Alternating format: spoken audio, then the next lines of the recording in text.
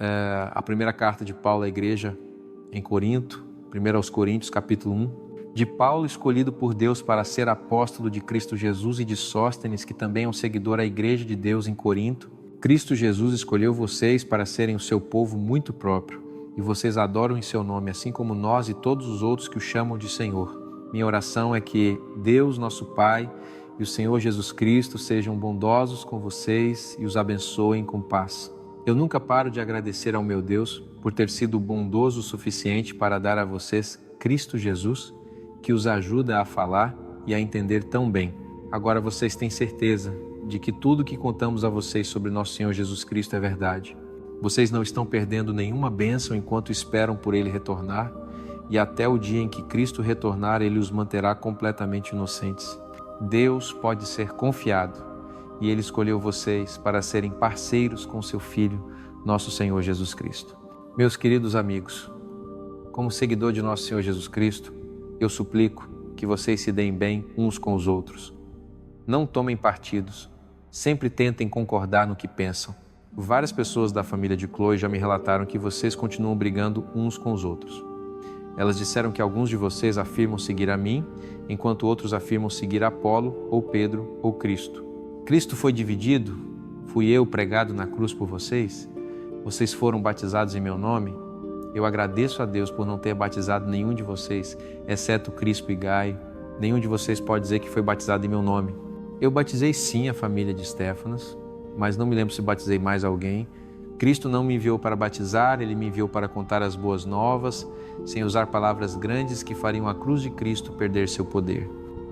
A mensagem sobre a cruz não faz nenhum sentido para as pessoas perdidas, mas para aqueles de nós que estamos sendo salvos, ela é o poder de Deus em ação. Como Deus diz nas Escrituras, eu destruirei a sabedoria de todos que afirmam ser sábios, eu confundirei aqueles que pensam que sabem tanto.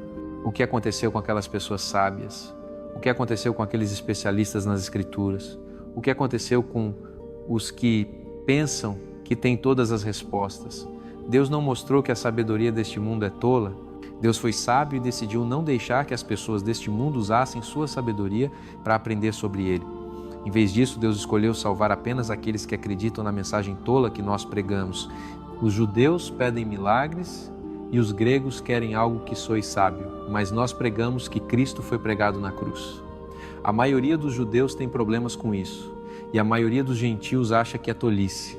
A mensagem de Deus é poder e sabedoria para os judeus e os gregos que Ele escolheu. Mesmo quando Deus parece tolo, Ele é mais sábio do que todos os outros, e mesmo quando Deus parece fraco, Ele é mais forte do que todos os outros.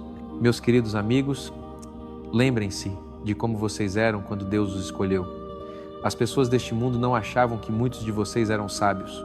Apenas poucos de vocês ocupavam lugares de poder, e não muitos vinham de famílias importantes.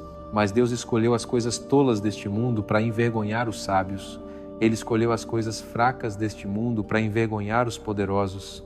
O que o mundo acha que é sem valor, inútil e nada mesmo, é exatamente o que Deus usou para destruir o que o mundo considera importante. Deus fez tudo isso para que ninguém pudesse se gabar diante dele. Vocês são filhos de Deus. Ele enviou Cristo Jesus para nos salvar e para nos tornar sábios, aceitáveis e santos. Portanto, se vocês quiserem se gabar, façam o que as Escrituras dizem e se gabem do Senhor. 1 aos Coríntios, capítulo 2. Amigos, quando vim e contei a vocês o mistério que Deus havia compartilhado conosco, eu não usei palavras grandes nem tentei soar sábio. Na verdade, enquanto estava com vocês, decidi falar apenas sobre Jesus Cristo que havia sido pregado na cruz. No começo eu estava fraco e tremendo de medo quando falava com vocês ou pregava. Eu não tentei provar nada soar sábio. Simplesmente deixei que o Espírito de Deus mostrasse seu poder. Assim, a fé de vocês seria por causa do poder de Deus e não por causa da sabedoria humana. Nós usamos sim sabedoria quando falamos com pessoas que são maduras na fé, mas não é a sabedoria deste mundo nem dos seus governantes, que logo vão desaparecer. Nós falamos da sabedoria escondida e misteriosa de Deus, que Ele decidiu usar para nossa glória muito antes do mundo começar. Os governantes deste mundo não sabiam nada sobre essa sabedoria. Se tivessem sabido, não teriam pregado o glorioso Senhor na cruz. Mas é exatamente como as Escrituras dizem: o que Deus planejou para as pessoas que o amam é mais do que os olhos viram ou os ouvidos ouviram. Nunca nem entrou em nossas mentes. O Espírito de Deus mostrou a vocês tudo. Seu Espírito descobre tudo, até o que está bem profundo na mente de Deus. Você é o único que sabe o que está na sua própria mente. E o Espírito de Deus é o único que sabe o que está na mente de Deus. Mas Deus nos deu o seu Espírito. Por isso nós não pensamos do mesmo jeito que as pessoas deste mundo pensam. Também é por isso que podemos reconhecer as bênçãos que Deus nos deu.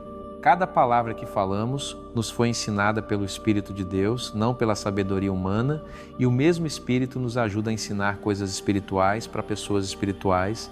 Por isso, só quem tem o Espírito de Deus pode entender as bênçãos espirituais. Quem não tem o Espírito de Deus acha que essas bênçãos são tolas. As pessoas guiadas pelo Espírito podem fazer todo tipo de julgamentos, mas elas não podem ser julgadas pelos outros. As Escrituras perguntam: alguém já conheceu os pensamentos do Senhor ou lhe deu conselho? Mas nós entendemos o que Cristo está pensando. 1 aos Coríntios, capítulo 3. Meus amigos, vocês estão agindo como as pessoas deste mundo. Por isso eu não pude falar com vocês como pessoas espirituais. Vocês são como bebês no que diz respeito à fé em Cristo. Então eu tive que tratar vocês como bebês e dar leite a vocês. Vocês não podiam aceitar comida sólida. E ainda não podem, porque ainda não são espirituais. Vocês têm inveja e brigam uns com os outros. Isso prova que vocês não são espirituais e que estão agindo como as pessoas deste mundo. Alguns de vocês dizem que seguem a mim e outros afirmam seguir Apolo. Isso não é exatamente como as pessoas comuns se comportam? Apolo e eu somos apenas servos que ajudaram vocês a ter fé. Foi o Senhor quem fez tudo acontecer. Eu plantei a semente, Apolo as regou, mas Deus as fez brotar e crescer. O que importa não é quem plantou ou quem regou, mas Deus, que fez as plantas crescerem. Quem planta é tão importante quanto quem rega. Cada um será pago pelo que fizer. Apolo e eu trabalhamos juntos para Deus, e vocês são o jardim de Deus e o edifício de Deus. Deus foi bondoso e me permitiu tornar-me um construtor especialista. Eu coloquei o alicerce sobre o qual outros construíram, mas cada um de nós deve ter cuidado com o modo como constrói, porque Cristo é o único fundamento. Tudo o que construirmos sobre esse fundamento será testado pelo fogo no dia do julgamento. Então todos vão descobrir se usamos ouro, prata e pedras preciosas, ou madeira, feno e palha. Nós seremos recompensados se o nosso edifício ficar de pé, mas se ele for destruído pelo fogo, perderemos tudo. Mesmo assim, nós mesmos seremos salvos, como alguém que escapa das chamas. Todos vocês certamente sabem que são o templo de Deus e que o Espírito dele vive em vocês. Juntos vocês são o templo santo de Deus e Deus destruirá qualquer um que destruir o seu templo. Não se enganem. Se algum de vocês acha que é sábio nas coisas deste mundo, terá que se tornar tolo antes de poder ser verdadeiramente sábio. Isso porque Deus considera a sabedoria deste mundo como tola. É exatamente como as Escrituras dizem. Deus pega os sábios quando eles tentam ser mais espertos do que ele. As Escrituras também dizem: o Senhor sabe que os planos feitos pelas pessoas sábias são inúteis. Portanto, parem de se gabar do que qualquer pessoa fez. Paulo, Apolo e Pedro, todos pertencem a vocês. Na verdade, tudo é de vocês, incluindo o mundo, a vida, a morte, o presente e o futuro. Tudo pertence a vocês e vocês pertencem a Cristo e Cristo pertence a Deus. 1 aos Coríntios, capítulo 4. Pensem em nós como servos de Cristo, que receberam o trabalho de explicar os caminhos misteriosos de Deus, e como nosso primeiro dever é ser fiéis àquele para quem trabalhamos, não me importa se eu sou julgado por vocês ou até mesmo por um tribunal humano. Na verdade, eu nem me julgo, não sei de nada contra mim, mas isso não prova que eu esteja certo. O Senhor é meu juiz. Portanto, não julguem ninguém até que o Senhor venha. Ele mostrará o que está escondido na escuridão e o que está no coração de cada um. Então Deus será quem elogiará cada um de nós. Amigos, eu usei Apolo e a mim mesmo como exemplos para ensinar a vocês o significado do ditado. Sigam as regras. Eu quero que vocês parem de dizer que um de nós é melhor do que o outro. O que há de tão especial em vocês? O que vocês têm que não receberam? E se foi dado a vocês, como podem se gabar? Vocês já estão satisfeitos? Já estão ricos? Vocês se tornaram reis enquanto nós ainda somos ninguém? Eu queria que vocês fossem reis. Então, nós poderíamos participar do reino de vocês. Parece-me que Deus nos colocou, nós apóstolos, no pior lugar possível. Somos como prisioneiros a caminho da morte. Anjos e as pessoas deste mundo apenas riem de nós. Por causa de Cristo, somos considerados tolos, mas Cristo tornou vocês sábios. Nós somos fracos e odiados, mas vocês são poderosos e respeitados. Até hoje nós passamos fome e sede e não temos nada para vestir além de trapos. Somos maltratados e não temos um lugar para morar. Trabalhamos duro com as nossas próprias mãos. E quando as pessoas nos abusam, desejamos o bem a elas. Quando sofremos, somos pacientes. Quando alguém nos amaldiçoa, respondemos com palavras bondosas. Até agora, somos considerados nada mais do que o lixo e o desperdício deste mundo. Eu não estou escrevendo para envergonhar vocês. Eu quero ajudar vocês, assim como os pais ajudam os seus próprios filhos queridos.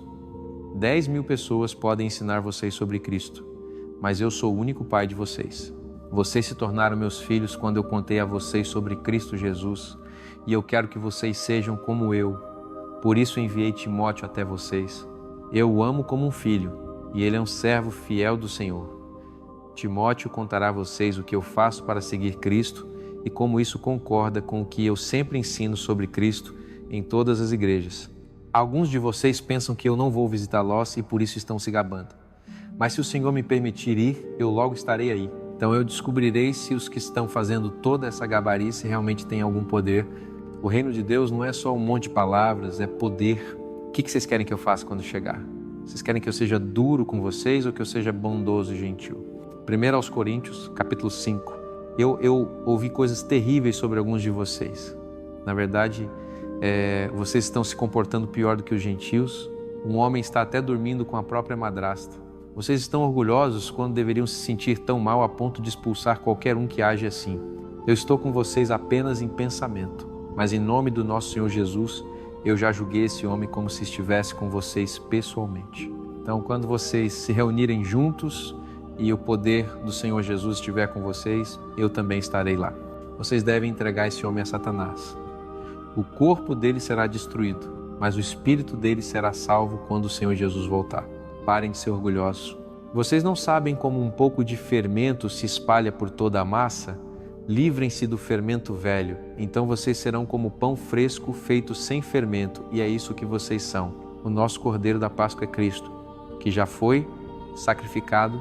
Portanto, não celebrem a festa sendo maus e pecadores, o que é como servir pão feito com fermento. Sejam puros e verdadeiros e celebrem usando pão feito sem fermento.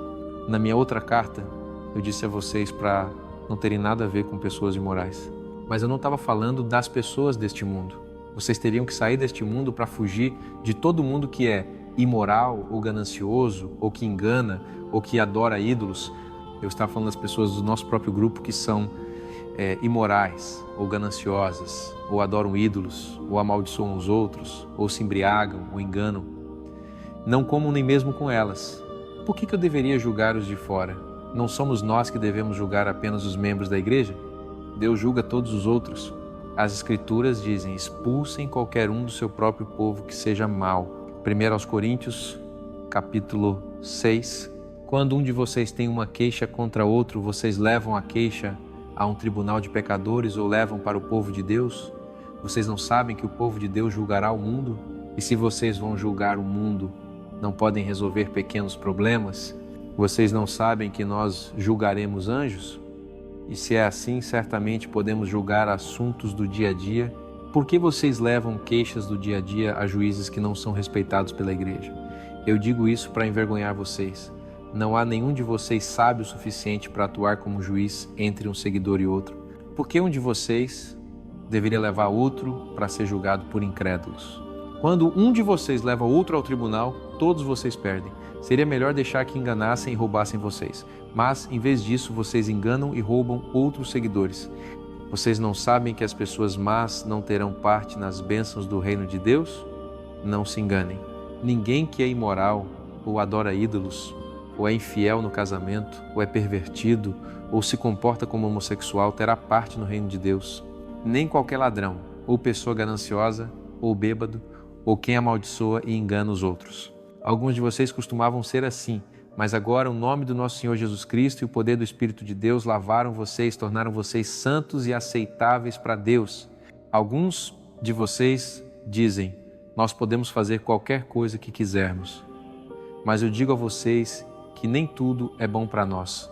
Portanto, eu me recuso a deixar qualquer coisa ter poder sobre mim.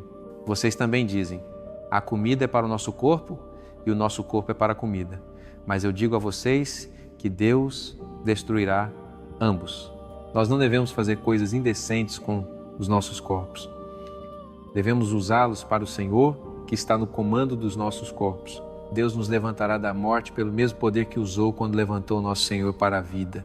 Vocês não sabem que os corpos de vocês fazem parte do corpo de Cristo? Seria certo eu unir parte do corpo de Cristo a uma mulher imoral? Não, não seria. Vocês não sabem que um homem que faz isso se torna parte do corpo dela? As Escrituras dizem: os dois serão como uma só pessoa. Mas qualquer um que está unido ao Senhor é um só em espírito com Ele. Não sejam imorais em assuntos de sexo. Esse é um pecado contra o próprio corpo, de um jeito que nenhum outro pecado é. Certamente vocês sabem que o corpo de vocês é um templo onde o Espírito Santo vive. O Espírito está em vocês e é um presente de Deus. Vocês não pertencem mais a si mesmos. Deus pagou um grande preço por vocês. Portanto, usem o corpo de vocês para honrar a Deus.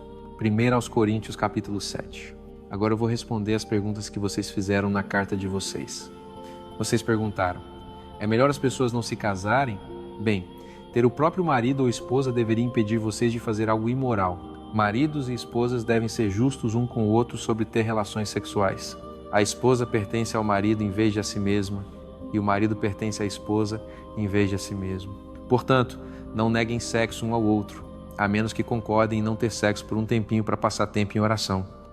Então Satanás não poderá tentar vocês por causa da falta de autocontrole. Na minha opinião, é isso que deve ser feito, embora eu não saiba de nada que o Senhor tenha dito sobre esse assunto. Eu queria que todos vocês fossem como eu, mas Deus deu dons diferentes para cada um de nós. Aqui vai o meu conselho para pessoas que nunca se casaram e para viúvas. Vocês deveriam ficar solteiros assim como eu estou. Mas se vocês não têm autocontrole suficiente, então vão em frente e se casem. Afinal, é melhor casar do que queimar de desejo. Eu instruo os casais a ficarem juntos e isso é exatamente o que o próprio Senhor ensinou. A esposa que deixa o marido deve ou ficar solteira ou voltar para o marido, e o marido não deve deixar a esposa. Eu não sei de mais nada que o Senhor tenha dito sobre casamento. Tudo o que posso fazer é dar o meu próprio conselho. Se a sua esposa não é seguidora do Senhor, mas está disposta a ficar com você, não se divorcie dela. Se o seu marido não é seguidor, mas está disposto a ficar com você, não se divorcie dele. O marido ou esposa que não é seguidor é tornado santo por ter você como companheiro. Isso também torna os filhos de vocês santos e os impede de serem impuros aos olhos de Deus. Se o seu marido ou esposa não é seguidor do Senhor e decide se divorciar de você, então você deve concordar com isso. Você não fica mais preso a essa pessoa.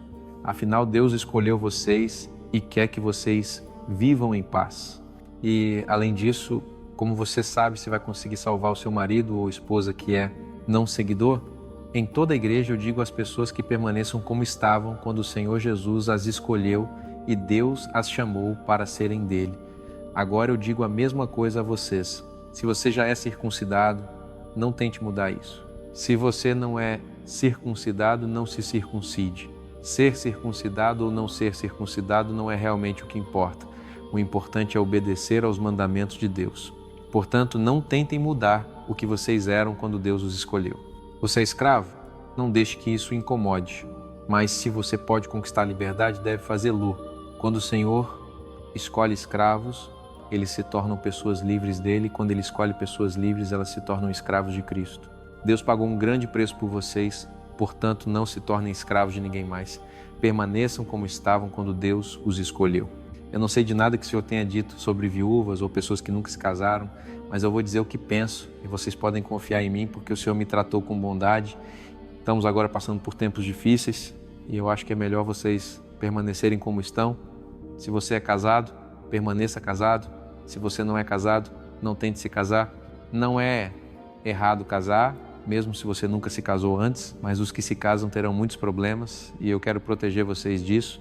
Meus amigos, o que eu quero dizer é que o Senhor logo virá e não vai importar se vocês são casados ou não, será tudo a mesma coisa. Se vocês estão chorando ou rindo, ou se estão comprando ou estão completamente falidos, não fará diferença. Quanto bem vocês estão tirando deste mundo ou quanto gostam dele, não fará diferença. Este mundo, como nós o conhecemos, está agora passando. Eu quero que todos vocês estejam livres de preocupações. Um homem não casado se preocupa com como agradar o Senhor. Mas um homem casado tem mais preocupações. Ele deve se preocupar com as coisas deste mundo porque quer agradar a esposa. Então ele é puxado em duas direções. Mulheres não casadas e mulheres que nunca se casaram se preocupam apenas em agradar o Senhor e mantêm seus corpos e mentes puros. Mas uma mulher casada se preocupa com as coisas deste mundo porque quer agradar o marido. O que eu estou dizendo é para o bem de vocês. Eu quero ajudar vocês a viverem corretamente e a amar o Senhor acima de tudo. Mas suponha que você está noivo de alguém com idade suficiente para casar e você a deseja tanto que tudo o que consegue pensar é em se casar. Então vá em frente e case. Não há nada errado nisso. Mas é melhor ter autocontrole e decidir não se casar. É perfeitamente aceitável casar, mas é melhor não se casar de jeito nenhum. Uma esposa deve permanecer casada com o marido até que ele morra. Então ela está livre para casar novamente, mas apenas com um homem que é seguidor do Senhor. No entanto, eu acho que estou obedecendo ao Espírito de Deus quando digo que ela seria mais feliz se permanecesse solteira. 1 Coríntios, capítulo 8. Na carta de vocês me perguntaram sobre comida oferecida a ídolos. Todos nós sabemos algo sobre esse assunto, mas o conhecimento nos torna orgulhosos de nós mesmos, enquanto o amor nos torna úteis aos outros. Na verdade, pessoas que pensam que sabem tanto não sabem nada mesmo. Mas Deus não tem dúvida sobre quem o ama. Mesmo que comida seja oferecida a ídolos, nós sabemos que nenhum dos ídolos neste mundo está vivo. Afinal, há apenas um Deus. Muitas coisas no céu e na terra são chamadas de deuses e senhores, mas nenhum deles realmente é Deus ou Senhor. Nós temos apenas um Deus, e Ele é o Pai. Ele criou tudo, e nós vivemos para Ele. Jesus Cristo é o nosso único Senhor. Tudo foi feito por Ele, e por Ele a vida nos foi dada. Nem todo mundo sabe essas coisas. Na verdade, muitas pessoas cresceram acreditando que os ídolos têm vida neles, então quando comem carne oferecida a ídolos, ficam incomodados por uma consciência fraca, mas comida não nos aproxima mais de Deus. Não ficamos piores se não comermos e não ficamos melhores se comermos. Não causem problemas para alguém com consciência fraca só porque vocês têm o direito de comer qualquer coisa. Vocês sabem tudo isso e por isso não os incomoda comer no templo de um ídolo. Mas suponha que uma pessoa com consciência fraca veja vocês e decida comer comida que foi oferecida a ídolos.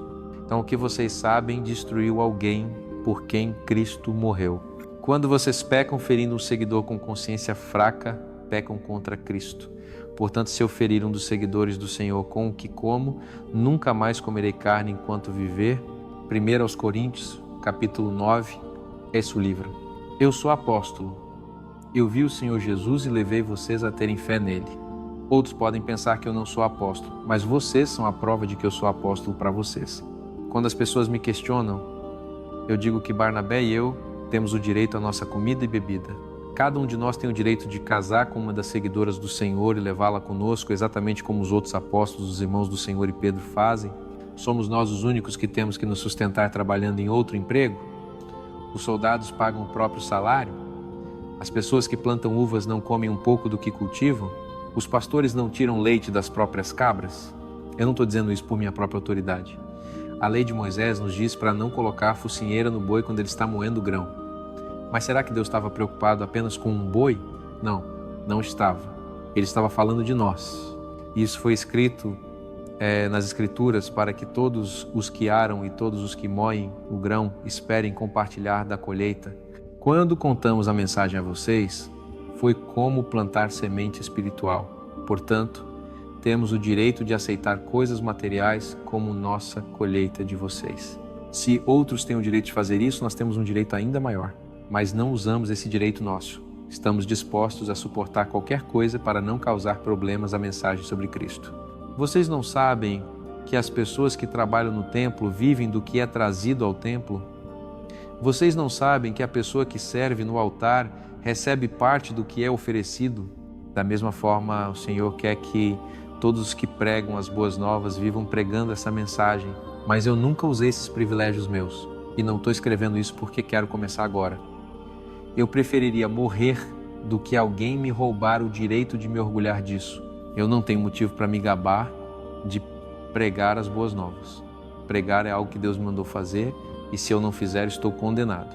Se eu prego porque quero, serei pago, mas mesmo se eu não quiser, ainda é algo que Deus me enviou para fazer. Que pagamento eu recebo? É a chance de pregar as boas novas sem custo e não usar os privilégios que são meus porque sou pregador. Eu não sou escravo de ninguém, mas me tornei escravo de todos para que eu possa ganhar o maior número possível de pessoas. Quando estou com os judeus, vivo como judeu para ganhar judeus. Eles são regidos pela lei de Moisés, e eu não sou, mas vivo pela lei para ganhá-los.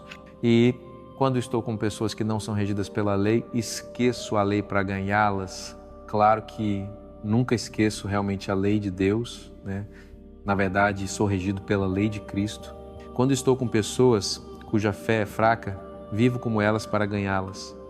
Eu faço tudo o que posso para ganhar todos os que eu puder. Eu faço tudo isso pelas boas novas porque quero compartilhar das suas bênçãos. Vocês sabem que muitos corredores entram em uma corrida e apenas um deles ganha o prêmio. Portanto, corram para vencer. Os atletas trabalham duro para ganhar uma coroa que não pode durar, mas nós fazemos isso por uma coroa que durará para sempre. Eu não corro sem um objetivo e não boxeo batendo os punhos no ar. Eu mantenho meu corpo sob controle e o torno meu escravo para não perder depois de contar aos 1 Coríntios, capítulo 10. Amigos, eu quero lembrar vocês que todos os nossos antepassados caminharam debaixo da nuvem e passaram pelo mar. Isso foi como ser batizado e se tornar seguidores de Moisés. Todos eles também comeram o mesmo alimento espiritual e beberam a mesma bebida espiritual que fluía da rocha espiritual que os seguia. Aquela rocha era Cristo. Mas a maioria deles não agradou a Deus, por isso morreram, e os corpos deles foram espalhados por todo o deserto. O que aconteceu com eles é um aviso para nos impedir de desejar fazer as mesmas coisas más. Eles adoraram ídolos, exatamente como as Escrituras dizem. O povo sentou-se para comer e beber, depois levantou-se para dançar ao redor. Portanto, não adorem ídolos. Alguns daquelas pessoas fizeram coisas vergonhosas e em um único dia cerca de 23 mil deles morreram. Não façam coisas vergonhosas como eles fizeram e não tentem testar Cristo como alguns deles fizeram e depois foram mordidos por cobras venenosas. Não reclamem nem mesmo como alguns deles fizeram e foram mortos pelo anjo destruidor. Essas coisas aconteceram com eles como um aviso para nós. Tudo isso foi escrito nas Escrituras para ensinar a nós que vivemos nestes últimos dias. Mesmo se você acha que pode resistir à tentação, tenha cuidado para não cair. Você é tentado do mesmo jeito que todos os outros são tentados, mas Deus pode ser confiado para não deixar que você seja tentado demais e Ele mostrará a você como escapar das suas tentações. Meus amigos, vocês devem ficar longe dos ídolos. Eu estou falando com vocês como pessoas que têm bom senso suficiente para entender o que eu estou dizendo. Quando bebemos do cálice que pedimos a Deus para abençoar, isso não é compartilhar do sangue de Cristo? Quando comemos o pão que partimos, isso não é compartilhar do corpo de Cristo? Ao compartilhar do mesmo pão, nós nos tornamos um só corpo, mesmo que sejamos muitos. As pessoas de Israel não estão compartilhando da adoração quando se reúnem ao redor do altar e comem os sacrifícios oferecidos lá? Eu estou dizendo que os ídolos ou a comida sacrificada a eles é alguma coisa? Não, eu não estou. Essa comida é realmente sacrificada a demônios e não a Deus. Eu não quero que vocês tenham nada a ver com demônios. Vocês não podem beber do cálice dos demônios e ainda beber do cálice do Senhor. Vocês não podem comer a mesa dos demônios e ainda comer a mesa do Senhor. Nós faríamos o Senhor ficar com ciúme se fizéssemos isso, e nós não somos mais fortes do que o Senhor. Alguns de vocês dizem: nós podemos fazer o que quisermos, mas eu digo a vocês que nem tudo o que fazemos é bom ou útil. Nós devemos pensar nos outros e não em nós mesmos. No entanto, quando vocês compram carne no mercado, vão em frente e comam, mantenham a consciência limpa sem perguntar de onde a carne veio. As Escrituras dizem: a terra e tudo o que nela há pertencem ao Senhor. Se um incrédulo convida vocês para o jantar e vocês querem ir, então vão e comam o que for servido. Não causem problema para a consciência de alguém perguntando de onde veio a comida. Mas se vocês forem informados de que ela foi sacrificada a ídolos, não causem problema comendo-a. Eu não quero dizer problema para vocês mesmos, mas para quem informou, por que a minha liberdade deveria ser limitada pela consciência de outra pessoa? Se eu dou graças pelo que como, por que alguém deveria me acusar de fazer errado? Quando vocês comem, ou bebem, ou fazem qualquer outra coisa, sempre façam para honrar a Deus. Não causem problemas para judeus ou gregos, ou qualquer outra pessoa que pertença à Igreja de Deus. Eu sempre tentei agradar os outros em vez de a mim mesmo, na esperança de que muitos deles sejam salvos. Vocês devem seguir o meu exemplo, assim como eu sigo o exemplo de Cristo. 1 Coríntios, capítulo 11, versículo 2. Eu estou orgulhoso de vocês porque vocês sempre se lembram de mim e obedecem aos ensinamentos que eu dei. Agora eu quero que vocês saibam que Cristo é o cabeça sobre todos os homens e o homem é o cabeça sobre a mulher, mas Deus é o cabeça sobre Cristo. Isso significa que qualquer homem que ora ou profetiza com algo na cabeça traz vergonha à sua cabeça. Mas qualquer mulher que ora ou profetiza sem algo na cabeça traz vergonha à sua cabeça. Na verdade, ela poderia muito bem raspar a cabeça. Uma mulher deve usar algo na cabeça. É uma desgraça para uma mulher raspar a cabeça ou cortar o cabelo. Mas se ela se recusa a usar algo na cabeça, que corte o cabelo. Os homens foram criados para serem como Deus e para trazer honra a Deus. Isso significa que um homem não deve usar nada na cabeça. As mulheres foram criadas para trazer honra aos homens. Foi a mulher que foi feita do homem e não o homem que foi feito da mulher. Ele não foi criado para ela, ela foi criada para ele. E por isso, e também por causa dos anjos, uma mulher deve usar algo na cabeça. Isso mostrará que ela está sob a autoridade de alguém. No que diz respeito ao Senhor, homens e mulheres precisam um do outro. É verdade que a primeira mulher veio de um homem, mas todos os outros homens nasceram de mulheres. No entanto, Deus é quem criou tudo. Perguntem a vocês mesmos se é apropriado uma mulher orar sem algo na cabeça. Não é antinatural e vergonhoso para os homens terem cabelo comprido, mas cabelo comprido é uma bela maneira para uma mulher cobrir a cabeça. É assim que as coisas são feitas em todas as igrejas de Deus, e é por isso que nenhum de vocês deveria discutir sobre o que eu disse. Os cultos de vocês fazem mais mal do que bem. Eu certamente não vou elogiar vocês por isso. Me contaram que vocês não se dão bem uns com os outros quando adoram, e eu tenho certeza de que parte do que eu ouvi é verdade. Vocês estão destinados a discutir uns com os outros, mas é fácil ver quais de vocês têm a aprovação de Deus. Quando vocês se reúnem, vocês não celebram realmente a ceia do Senhor. Vocês até começam a comer antes que todos cheguem à reunião, e alguns de vocês passam fome, enquanto outros se embriagam. Vocês não têm casas onde podem comer e beber? Vocês odeiam a igreja de Deus? Vocês querem envergonhar as pessoas que não têm nada? O que eu posso dizer a vocês? Eu certamente não posso elogiar vocês. Eu já contei a vocês o que o Senhor Jesus fez na noite em que foi traído, e isso veio do próprio Senhor. Ele pegou um pão nas mãos, depois de dar graças, partiu e disse: "Isso é o meu corpo, que é dado por vocês. Comam isso e lembrem-se de mim." Depois da refeição, Jesus pegou um cálice de vinho nas mãos e disse: "Isso é o meu sangue, e com ele Deus faz a sua nova aliança com vocês. Bebam isso e lembrem-se de mim." O Senhor quis dizer que quando vocês comem esse pão e bebem desse cálice, vocês contam sobre a morte dele até que ele venha. Mas se vocês comem o pão e bebem o vinho de um jeito que não é digno do Senhor, vocês pecam contra o corpo e o sangue dele. Por isso vocês devem examinar o jeito como comem e bebem. Se vocês não entenderem que são o corpo do Senhor, vocês se condenarão pelo jeito como comem e bebem. É por isso que muitos de vocês estão doentes e fracos, e por isso muitos outros morreram.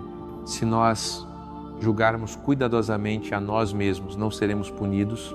Mas quando o Senhor nos julga e pune, Ele faz isso para nos impedir de sermos condenados com o resto do mundo.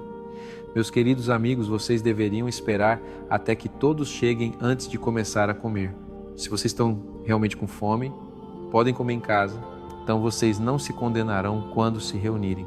Depois que eu chegar, eu instruirei vocês sobre os outros assuntos. 1 Coríntios capítulo 12. Meus amigos, vocês me perguntaram sobre os dons espirituais. Eu quero que vocês se lembrem de que antes de se tornarem seguidores do Senhor, vocês eram levados por todos os caminhos errados, por ídolos que nem sequer falam. Agora eu quero que vocês saibam que se você é guiado pelo Espírito de Deus, você dirá que Jesus é Senhor e nunca amaldiçoará Jesus.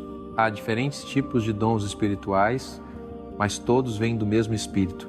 Há diferentes maneiras de servir o mesmo Senhor e cada um de nós pode fazer coisas diferentes. No entanto, o mesmo Deus trabalha em todos nós e nos ajuda em tudo o que fazemos. O Espírito deu a cada um de nós uma maneira especial de servir os outros. Alguns de nós podem falar com sabedoria, enquanto outros podem falar com conhecimento, mas esses dons vêm do mesmo Espírito. Para outros, o Espírito deu grande fé, ou o poder de curar os doentes, ou o poder de realizar grandes milagres. Alguns de nós são profetas, e alguns de nós reconhecem quando o Espírito de Deus está presente.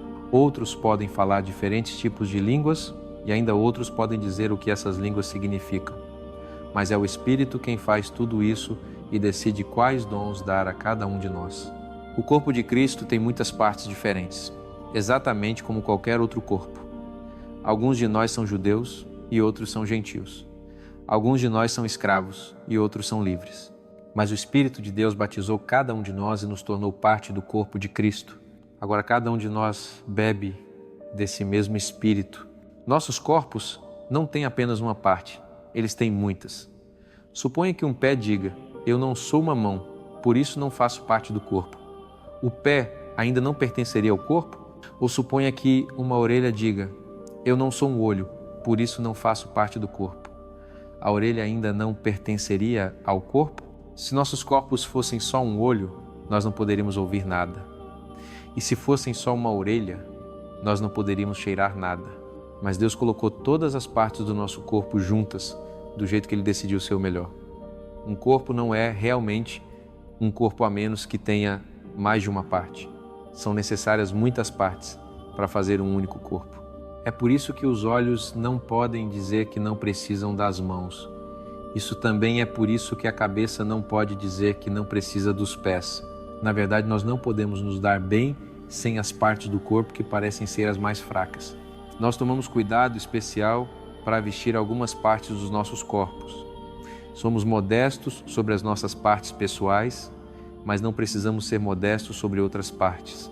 Deus juntou nossos corpos de tal maneira que até as partes que parecem ser as menos importantes são valiosas. Ele fez isso para fazer todas as partes do corpo trabalharem juntas suavemente, com cada parte cuidando das outras. Se uma parte do nosso corpo dói, nós doemos por todo lado. Se uma parte do nosso corpo é honrada, o corpo todo ficará feliz. Juntos, vocês são o corpo de Cristo. Cada um de vocês é parte do corpo dele.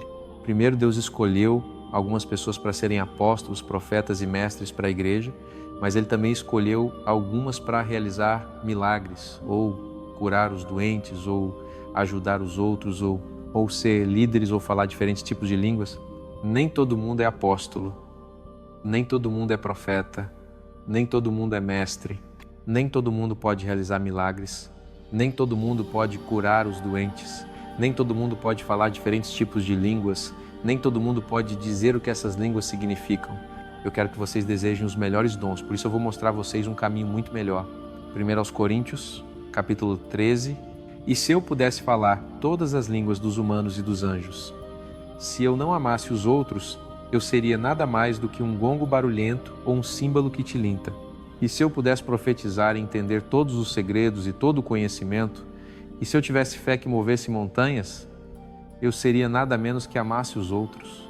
E se eu desse tudo o que possuo e me deixasse ser queimado vivo, eu não ganharia nada a menos que amasse os outros.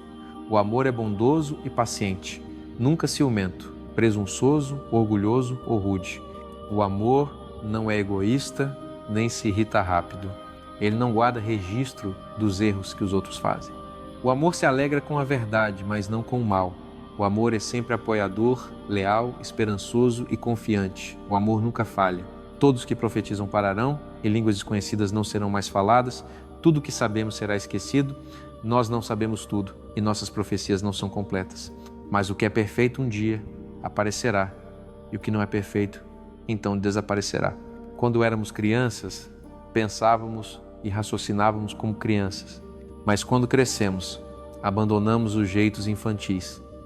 Agora, tudo que podemos ver de Deus é como uma imagem embaçada em um espelho. Mais tarde, nós o veremos face a face. Nós não sabemos tudo, mas então saberemos, exatamente como Deus nos entende completamente. Por agora, a fé, esperança e amor, mas desses três o maior é o amor. 1 aos Coríntios, capítulo 14. O amor deve ser o guia de vocês. Sejam ansiosos para ter os dons que vêm do Espírito Santo, especialmente o dom de profecia. Se você fala línguas que os outros não conhecem, Deus entenderá o que você está dizendo, embora ninguém mais saiba o que você quer dizer. Você estará falando sobre mistérios que só o Espírito entende, mas quando você profetiza, você será entendido e os outros serão ajudados. Eles serão encorajados e se sentirão melhor. Ao falar línguas que os outros não conhecem, você ajuda apenas a si mesmo, mas ao profetizar, você ajuda todos na igreja. Eu fico feliz que vocês falem línguas desconhecidas, embora eu prefira que vocês profetizassem. Na verdade, profetizar faz muito mais bem do que falar línguas desconhecidas, a menos que alguém possa ajudar a igreja explicando o que você quer dizer.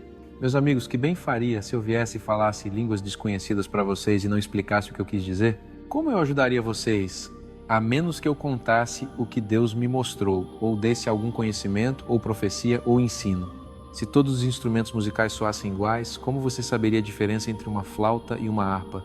Se um toque de trombeta não for claro, como você saberia se preparar para a batalha? É assim quando você fala línguas desconhecidas. Se ninguém pode entender o que você está falando, você estará apenas falando ao vento.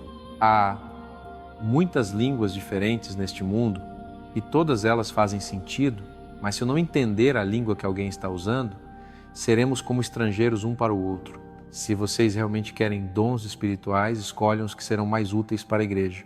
Quando falamos línguas que os outros não conhecem, nós deveríamos orar pelo poder de explicar o que queremos dizer.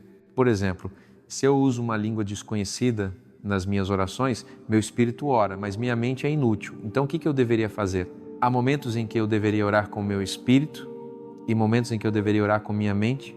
Às vezes eu deveria cantar com o meu espírito e em outros momentos eu deveria cantar com minha mente.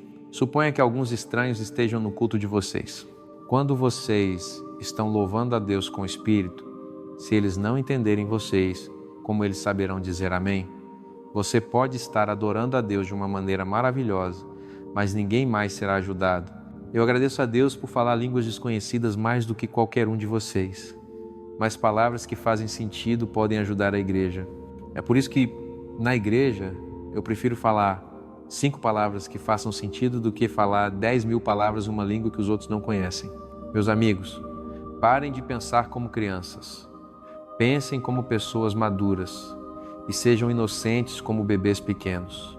Nas Escrituras, o Senhor diz: eu usarei estranhos que falam línguas desconhecidas para falar com o meu povo. Eles falarão com eles em línguas estrangeiras, mas ainda assim o meu povo não me ouvirá. Línguas que os outros não conhecem podem significar algo para incrédulos, mas não para os seguidores do Senhor. A profecia, por outro lado, é para os seguidores, não para os incrédulos. Suponha que todos no culto de vocês começassem a falar línguas desconhecidas e alguns estranhos ou alguns incrédulos entrassem. Eles não achariam que vocês estão loucos? Mas suponha que todos vocês estejam profetizando. Quando esses incrédulos e estranhos entrarem, eles perceberão que são pecadores e quererão mudar o jeito deles por causa do que vocês estão dizendo. Eles contarão o que está escondido nos corações deles. Então eles se ajoelharão e dirão a Deus: temos certeza de que você está com essas pessoas. Meus amigos, quando vocês se reúnem para adorar, devem fazer tudo para o bem de todos. É assim que deve ser. Quando alguém canta, ou ensina, ou conta o que Deus disse, ou fala uma língua desconhecida, ou explica o que a língua significa, não mais do que 2 ou 3 pessoas devem falar em línguas durante a reunião, vocês devem falar um de cada vez e alguém deve sempre estar lá para explicar o que vocês querem dizer. Se ninguém puder explicar, vocês devem ficar em silêncio na igreja e falar apenas para si mesmos e para Deus. 2 ou 3 pessoas podem profetizar e todos os outros devem ouvir com atenção. Se alguém sentado ali recebeu uma mensagem de Deus, o que está falando deve parar e deixar a outra pessoa falar. Deixem apenas uma pessoa falar de cada vez. Então todos vocês aprenderão algo e serão encorajados. Um profeta deve estar disposto a parar e deixar outra pessoa falar. Deus quer que tudo seja feito de forma pacífica e em ordem. Quando o povo de Deus se reúne na igreja, as mulheres não devem ser permitidas falar. Elas devem ficar quietas e ouvir, como a lei de Moisés ensina. Se houver algo que elas querem saber, podem perguntar aos maridos quando chegarem em casa. É vergonhoso para as mulheres falar na igreja. A mensagem de Deus não começou com vocês, e vocês não são os únicos que ela alcançou. Se você se considera um profeta ou uma pessoa espiritual, saberá que eu estou escrevendo apenas o que o Senhor ordenou. Portanto, não deem atenção a quem ignora o que eu estou escrevendo. Meus amigos, sejam ansiosos para profetizar e não impeçam ninguém de falar línguas que os outros não conhecem, mas façam tudo de forma apropriada e em ordem. 1 Coríntios capítulo 15. Meus amigos, eu quero que vocês se lembrem da mensagem que eu preguei e que vocês acreditaram e na qual confiaram. Vocês serão salvos por essa mensagem se mantiverem firmes nela. Mas se não se mantiverem, a fé de vocês foi em vão. Eu contei a vocês a parte mais importante da mensagem e vocês acreditaram. Essa parte é: Cristo morreu pelos nossos pecados, como as Escrituras dizem. Ele foi sepultado. 3 dias depois, ele foi ressuscitado para a vida, como as Escrituras dizem. Cristo apareceu a Pedro, depois aos 12. Depois disso, ele apareceu a mais de 500 outros seguidores. A maioria deles ainda está viva, mas alguns morreram. Ele também apareceu a Tiago e depois a todos os apóstolos. Finalmente, ele apareceu a mim, mesmo que eu seja como alguém que nasceu na hora errada. Eu sou o menos importante de todos os apóstolos. Na verdade, eu causei tantos problemas para a igreja de Deus que nem mereço ser chamado de apóstolo, mas Deus foi bondoso. Ele me tornou o que sou e a bondade dele não foi desperdiçada. Eu trabalhei muito mais do que qualquer um dos outros apóstolos, embora tenha sido realmente a bondade de Deus trabalhando e não eu. Mas não importa se fui eu que preguei ou se foram eles, todos vocês acreditam na mesma mensagem. Se nós pregamos que Cristo foi ressuscitado da morte, como alguns de vocês podem dizer que os mortos não serão ressuscitados para a vida, se eles não vão ser ressuscitados para a vida, o próprio Cristo não foi ressuscitado para a vida. E se Cristo não foi ressuscitado para a vida, a nossa mensagem não vale nada e a fé de vocês também não. Se os mortos não vão ser ressuscitados para a vida, nós contamos mentiras sobre Deus ao dizer que Ele ressuscitou Cristo para a vida, quando na verdade não ressuscitou. Portanto, se os mortos não vão ser ressuscitados para a vida, Cristo não foi ressuscitado. A menos que Cristo tenha sido ressuscitado para a vida, a fé de vocês é inútil e vocês ainda estão vivendo nos pecados de vocês. E aquelas pessoas que morreram depois de colocar a fé nele estão completamente perdidas. Se a nossa esperança em Cristo é boa apenas para esta vida, nós estamos piores do que qualquer outra pessoa. Mas Cristo foi ressuscitado. E ele torna certo que os outros também serão ressuscitados para a vida. Assim como vamos morrer por causa de Adão, seremos ressuscitados para a vida por causa de Cristo. Adão trouxe a morte para todos nós e Cristo trará vida para todos nós. Mas cada um deve esperar a sua vez. Cristo foi o primeiro a ser ressuscitado para a vida. E o povo dele será ressuscitado para a vida quando ele voltar. Então, depois que Cristo destruir todos os poderes e forças, o fim virá e ele entregará o reino a Deus, o Pai. Cristo governará até colocar todos os inimigos dele sob seu poder e o último inimigo que ele destruirá será a morte. Quando as Escrituras dizem que ele colocará tudo sob seu poder, elas não incluem Deus. Foi Deus quem colocou tudo sob o poder de Cristo.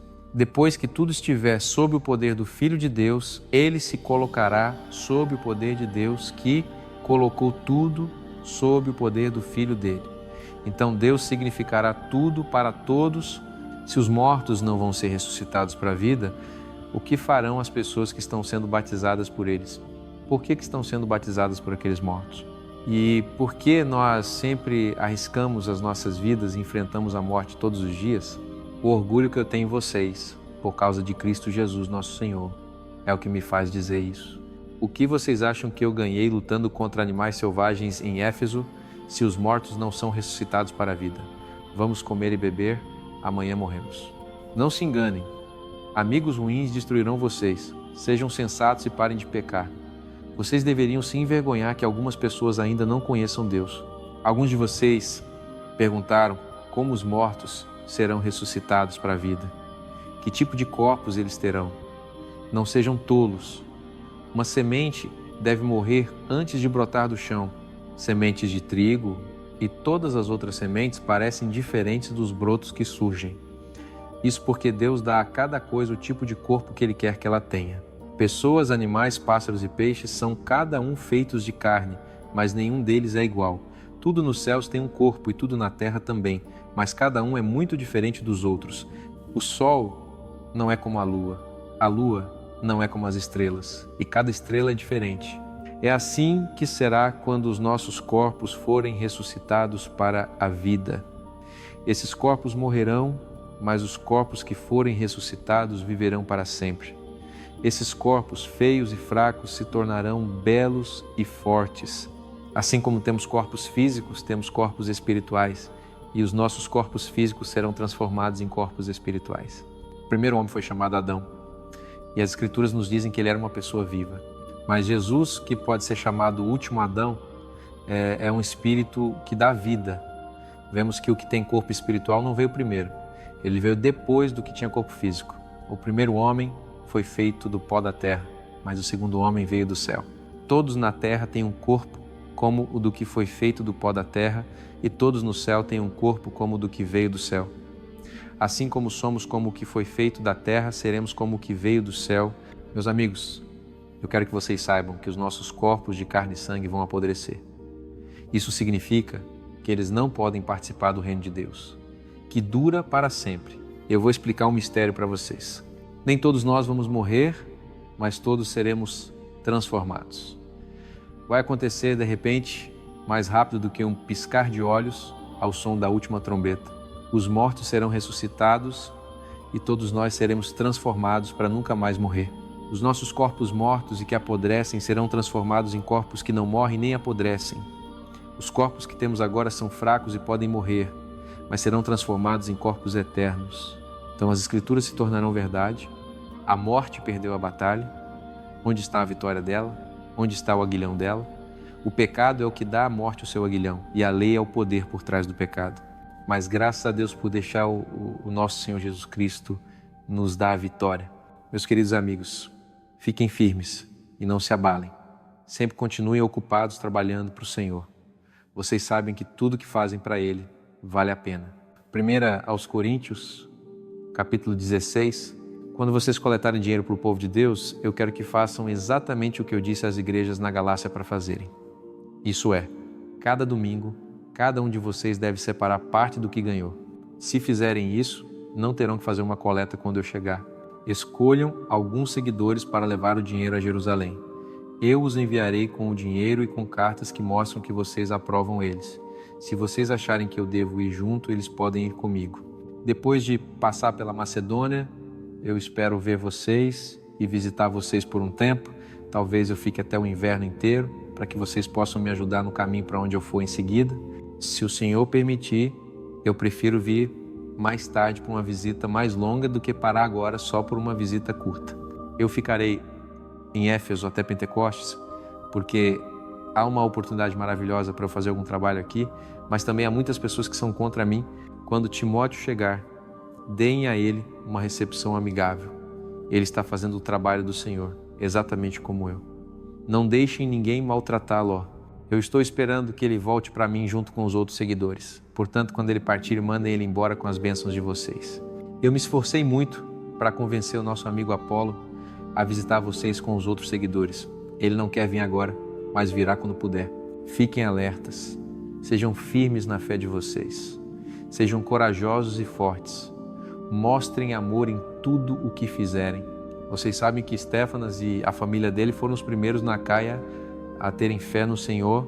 Eles fizeram tudo o que puderam pelo povo de Deus.